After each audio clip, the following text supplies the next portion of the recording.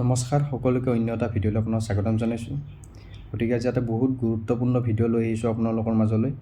গতিকে গম পাইছে যে আমাৰ অসমত এটা নতুন প্ৰক্ৰিয়া আৰম্ভ হ'ব গৈ আছে আৰু সেই প্ৰক্ৰিয়াটো হৈছে SIR অৰ্থাৎ স্পেচিয়েল ইণ্টাৰ্ণশ্বিপ ৰিভিজন অৰ্থাৎ ভোটাৰ বিশেষ নিবিড় পুনৰীক্ষণ।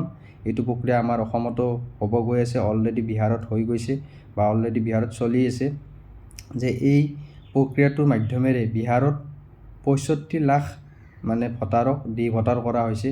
কাৰণ এই প্ৰক্ৰিয়াটোত মাধ্যমেৰে বহুত এনেকুৱা ডি ভোটাৰ ওলাইছে বিহাৰত যে ভুৱা নথিৰে হওক বা কিছুমান বিদেশৰ পৰা অহা লোকে ভোটাৰ হিচাপত আছিলে। গতিকে ঠিক তেনেকৈ এই প্ৰক্ৰিয়াটো আমাৰ অসমতো হ'ব গৈ আছে আগষ্ট মাহৰ পৰা। গতিকে নিৰ্বাচন আয়োগৰ পৰা এখন নটিচ জাৰি কৰা হৈছে। গতিকে এই নটিচখনত উল্লেখ কৰা মতে আমাৰ অসমৰ প্ৰত্যেকজন নাগৰিকে এইকেইটা ডকুমেণ্টছ ৰখাটো উচিত আৰু যিসকলৰ এইকেইটা ডকুমেণ্টছ নাই অতি সোনকালে ডকুমেণ্টছকেইটা উলিয়াই লওক বা আপোনালোকে ডকুমেণ্টছৰ কথা জানি লওক। কাৰণ এখন নটিচ তেখেতসকলৰ পৰা উল্লেখ কৰিছে আৰু নটিচখনত কি কি উল্লেখ আছে মই সম্পূৰ্ণকৈ আপোনালোকৰ বিতংভাৱে আলোচনা কৰিম। গতিকে আপোনাৰ এই ভিডিঅ'টো সম্পূৰ্ণকৈ চাই লওক আৰু মই এই নটিচখন ইয়াতে আপোনালোকক মই দিব চেষ্টা কৰিম। গতিকে এতিয়া নটিচখন মই আপোনালোকক শুনাব বিচাৰিছোঁ যে ভাৰতৰ নিৰ্বাচন আয়োগৰ দ্বাৰা এই আগষ্ট মাহৰ পৰা অসমত আৰম্ভ হ'ব ভোটাৰ বিশেষ নিবিড় পুনৰীক্ষণ অৰ্থাৎ স্পেচিয়েল ইণ্টাৰ্ণশ্বিপ ৰিভিজন। এইটো আমাৰ অসমত এইটো মাহৰ পৰা আৰম্ভ হ'ব।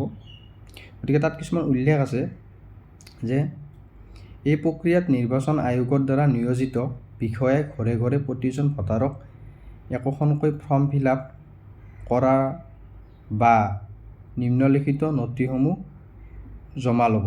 অৰ্থাৎ আমাৰ প্ৰত্যেকজন মানুহৰ ঘৰে ঘৰে নিৰ্বাচন আয়োগৰ দ্বাৰা নিয়োজিত বিষয়াই ঘৰে ঘৰে যাব আৰু তেখেতসকলে ঘৰত গৈ পৰীক্ষণ কৰিব। অৰ্থাৎ একোখন ফৰ্ম তেখেতসকলে নিব আৰু ফৰ্মখন ফিল আপ কৰিব। ফিল আপ কৰি তাত কিছুমান ডকুমেণ্টছ তেখেতসকলে বিচাৰিব আৰু সেই ডকুমেণ্টছকেইটা আমি দিব পাৰিব লাগিব। আৰু যদি ডকুমেণ্টছকেইটা আমি দিব নোৱাৰোঁ তেতিয়াহ'লে আমিও ডি ভোটাৰ হোৱাটো বেছি সময় নালাগে।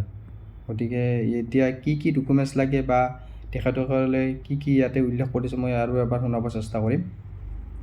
যে পুনৰীক্ষণৰ জমা দিয়া ফৰ্মখন একপি নিজৰ হাতত ৰাখিব।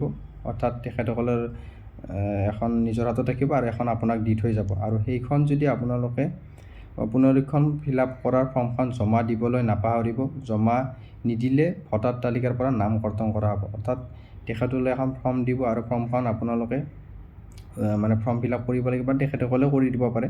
আৰু এই ফৰ্মখন একপি যদি তাত জমা নিদিয়ে তেতিয়াহ'লে আপোনাৰ ডি ভোটাৰ কৰিব, অৰ্থাৎ আপোনাৰ নাম কাটিব। গতিকে এতিয়া মই ডকুমেণ্টছবিলাকৰ কথা কওঁ কি কি ডকুমেণ্টছ লাগিব।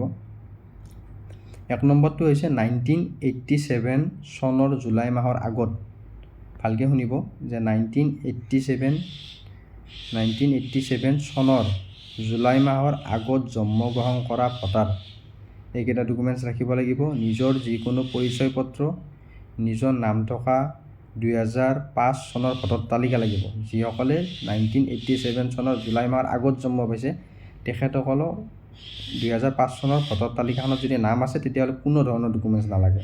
আৰু তাৰপিছত 1987 চনৰ জুলাই মাহৰ পৰা 2002 চনৰ ডিচেম্বৰৰ ভিতৰত জন্মগ্ৰহণ কৰা লোকসকলৰ কাৰণে এইকেইটা ডকুমেণ্টছ লাগিব। নিজৰ যিকোনো পৰিচয় পত্ৰ লাগিব আৰু তেনেস্থলত লাগিব আপোনাৰ জন্মৰ প্ৰমাণপত্ৰ অৰ্থাৎ ডেট অফ বাৰ্থ বা পিতৃ মাতৃৰ পৰিচয় পত্ৰ লাগিব। নিজৰ অথবা পিতৃ মাতৃৰ নাম থকা 2005 চনৰ ভোটাৰ তালিকা। অৰ্থাৎ ঘূৰাই পাকে চাব গ'লে যে 2005 চনত যিখন ভোটাৰ তালিকা আছে সেইখনত যদি আপোনাৰ নাম আছে বা আপোনাৰ পিতৃ মাতৃৰ নাম আছে তেতিয়া কোনো ধৰণৰ আপোনাৰ ডকুমেণ্টছ তেখেতসকলে নিবিচাৰে ইয়াত উল্লেখ কৰা মতে। আৰু দ্বিতীয়টো হৈছে আপোনাৰ 2002ৰ পিছৰ জন্মগ্ৰহণ কৰা ভোটাৰ অৰ্থাৎ 2002 চনত যিসকলে পিছত জন্ম পাইছে তেখেতসকলক এইকেইটা ডকুমেণ্টছ লাগিব। যে নিজৰ যিকোনো পৰিচয় পত্ৰ, জন্মৰ যিখন ডেট অফ বাৰ্থ চাৰ্টিফিকেট লাগিব, অৰ্থাৎ পিতৃ মাতৃৰ উভয়ৰে পৰিচয় পত্ৰ লাগিব। অৰ্থাৎ যিখন আপোনাৰ পৰিচয় পত্ৰ থাকিব তাত পিতৃ মাতৃৰ নামো উল্লেখ থাকিব লাগিব। আৰু 3 নম্বৰটো হৈছে আপোনাৰ পিতৃ মাতৃৰ নাম থকা 2005 চনৰ ভোটাৰ তালিকা। অৰ্থাৎ যদি আপোনাৰ দেউতা বা আপোনাৰ মা যদি সেই ভোটাৰ তালিকা অৰ্থাৎ 2005 চনৰ ভোটাৰ তালিকাখনত যদি নাম উল্লেখ আছে তেতিয়াহ'লে কোনো ধৰণৰ আপোনাৰ ডকুমেণ্টছ নালাগে। যদি 2002 চনৰ পিছৰ যিখিনি জন্ম পাইছে অৰ্থাৎ 3, 4 বা যিসকলে জন্ম পাইছে তেতিয়াহ'লে তেখেতসকলক এই 2005 চনৰ যিখন ভোটাৰ তালিকা আছে সেইখনত তেখেতৰ নাম ধৰিও ছাপ'জ মোৰে হওক, মোৰ মা দেউতাৰ নাম থাকিব লাগিব 2005 ভোটাৰ তালিকাখনত, তেতিয়াহ'লে কোনো ধৰণৰ ডকুমেণ্টছ নালাগে। গতিকে ইয়াত উল্লেখ কৰা মতে এইখিনি আপোনাৰ ডকুমেণ্টছৰ তেখেতসকলে নিৰ্দেশনা দিছে আৰু এই ডকুমেণ্টছখন মই আপোনাৰ স্ক্ৰীন সহকাৰে ইয়াতে দি দিম, আপোনাক চাব পাৰিব। আৰু লগতে তেখেতসকলৰ পৰা কেইটামান স্পেচিয়েল ডকুমেণ্টছ বিচাৰি মানে হয়তো লগত ৰাখিব লাগিব। গতিকে ডকুমেণ্টছকেইটা মই ইয়াতে দি দিম। যদি এইকেইটা ডকুমেণ্টছৰ ভিতৰত আপোনাৰ এটাও ডকুমেণ্টছ আছে তেতিয়াহ'লে আপুনি নিশ্চিন্ত মনে থাকক। কিন্তু এটা মনত ৰাখিব, যদি 2005 চনৰ ভোটাৰ তালিকাখন আপোনাৰ হাতত আছে তেতিয়াহ'লে কোনো ধৰণৰ মানে টেনশ্যন নাই, কিন্তু আপোনাৰ নাম থাকিব লাগিব, নহ'লে আপোনাৰ মা দেউতাৰ নাম থাকিব লাগিব 2005 ভোটাৰ তালিকাখনত। গতিকে যদি 2005 ভোটাৰ তালিকাখন আপোনাৰ ওচৰত নাই তেতিয়াহ'লে মোৰ লগত যোগাযোগ কৰিব, মই আপোনালোকক উলিয়াই দিব চেষ্টা কৰিম। আৰু লগতে যদি ভিডিঅ'টো আপোনালোকে ভাল পাইছে তেতিয়াহ'লে লাইক, কমেণ্ট, শ্বেয়াৰ কৰিব। আৰু এই ভিডিঅ'টো যাতে আপোনাৰ প্ৰত্যেকজন আমাৰ অসমৰ লোকক শ্বেয়াৰ কৰি দিয়ে, যে তেখেতসকলে এই কথাটো মানে সজাগতা হৈ থাকক, কাৰণ 2 এদিনৰ ভিতৰতে আপোনাৰ আমাৰ অসমতো এই প্ৰক্ৰিয়াটো আৰম্ভ হ'ব যিহেতু। গতিকে এইটোৱে আছিল ভিডিঅ', ধন্যবাদ।